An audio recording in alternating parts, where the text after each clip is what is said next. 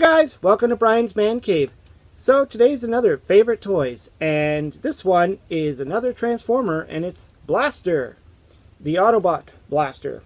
Now this guy's cool because, before him there was just the Decepticon Soundwave, which was very similar. I mean, he's very similar in a sense that they both have tapes and stuff like that. And they both turn into something that, well, relatively don't exist anymore. I mean, they're really not around.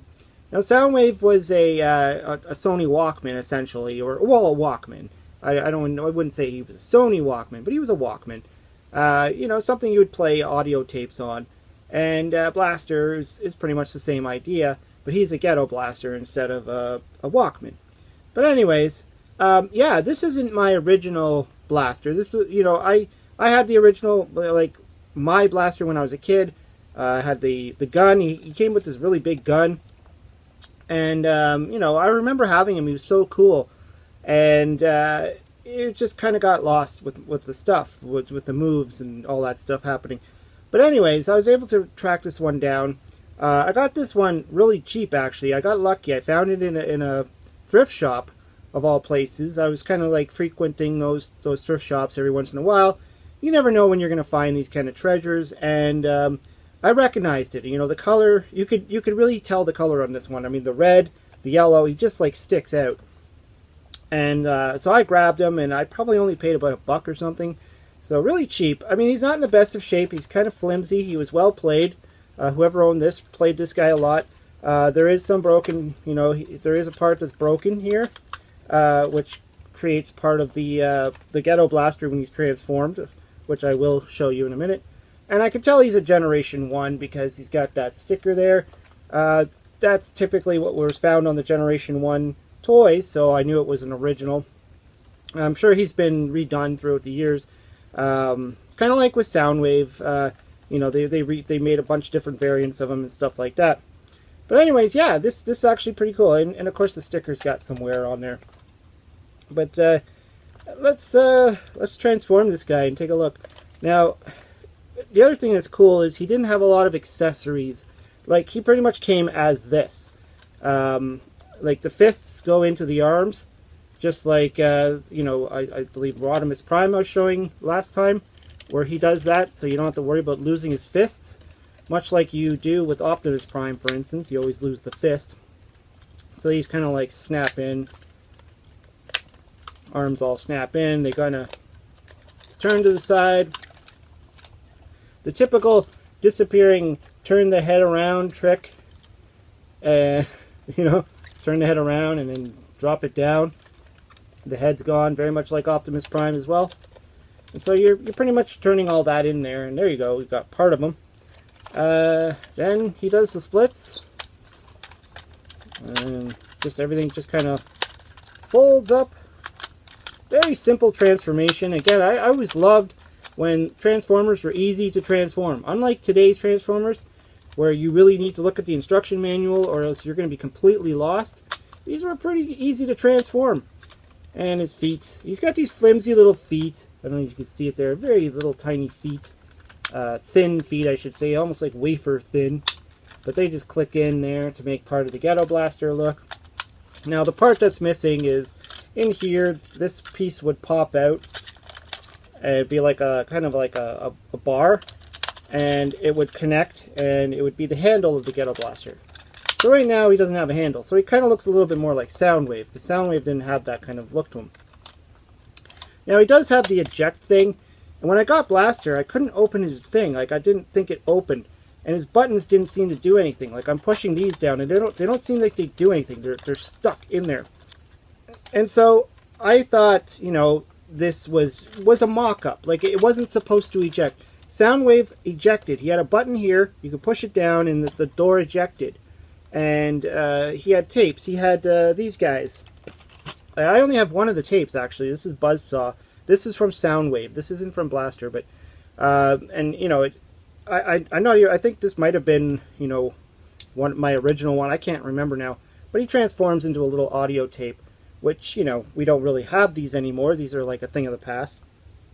The audio tapes, anyways, were now all into digital downloads, and even DVD or CDs, I should say, are starting to become a thing of the past.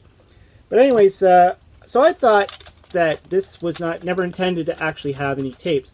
So in the 1986 movie, he actually ejected tapes, and so I thought, well, that's strange. How come, in the toy it doesn't seem like it opened? But you actually do see these characters in the movie. I ended up writing it down. I never had them as a kid. I never owned his tapes before. But he had Ramhorn, who transformed into a rhino. He had Steeljaw, who transformed into this like lion and cat looking thing. Rewind and Eject, which were both like robots, kind of like Rumble and Frenzy from Soundwave. So it was really cool. And then they started selling the tapes. And I'm like, well, how could they be selling the tapes if you can't get them in there? I thought that was weird.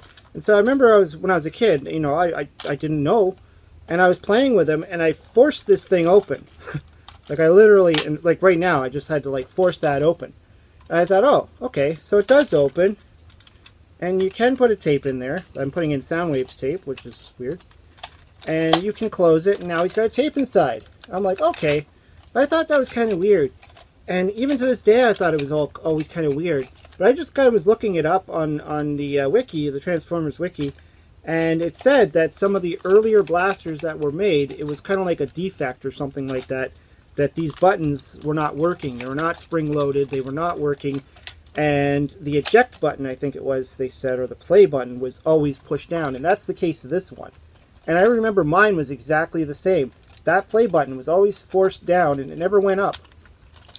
And so I think it was just a malfunction of putting Blaster together. So probably in the later releases, if they re-released Blaster, they fixed that problem.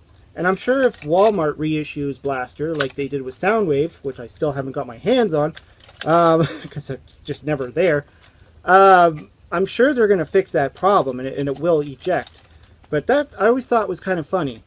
And, just the thought that they had these characters and that you couldn't even put it in there because it was broken. That's kind of funny. There's another blaster, actually, that showed up in the cartoon, which was, it was in the later ones. Like, I actually never saw these until much, much later. I think it was, like, the Japanese ones or something like that. I remember watching it. I kept seeing this blue blaster, and he talked weird. Apparently his name was Twincast, and he was a clone of made by Shockwave. So that's kind of interesting. Like, you see these blue. He's pretty much the same paint job, except where the red is, it's a blue. Other than that, it's pretty much the exact same toy, exact same blaster kind of look to him. But I remember watching the Japanese, I think it was the Headmasters episode, and I kept seeing this blue blaster, and I'm like, why is he blue? Why does he look different? And I think also what I read was there was like different storylines, like one where he was actually destroyed and reassembled, I guess had a new paint job. So I don't know, I guess there's multiple universes when it comes to that. But anyways, yeah, this is pretty cool. Like I said, they might actually release them again. That'd be kind of cool to actually get a better shape, working condition blaster.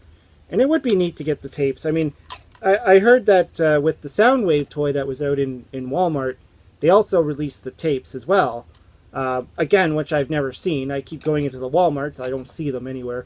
I'd love to get my hands on a brand new Laserbeak, Ravage, and all that stuff, but Rumble, Frenzy, all the tapes from Soundwave, that'd be awesome, but just not finding them. I don't know. Maybe people are seeing them and scooping them up. Maybe every store only gets like one or two, and that's it. I have no idea.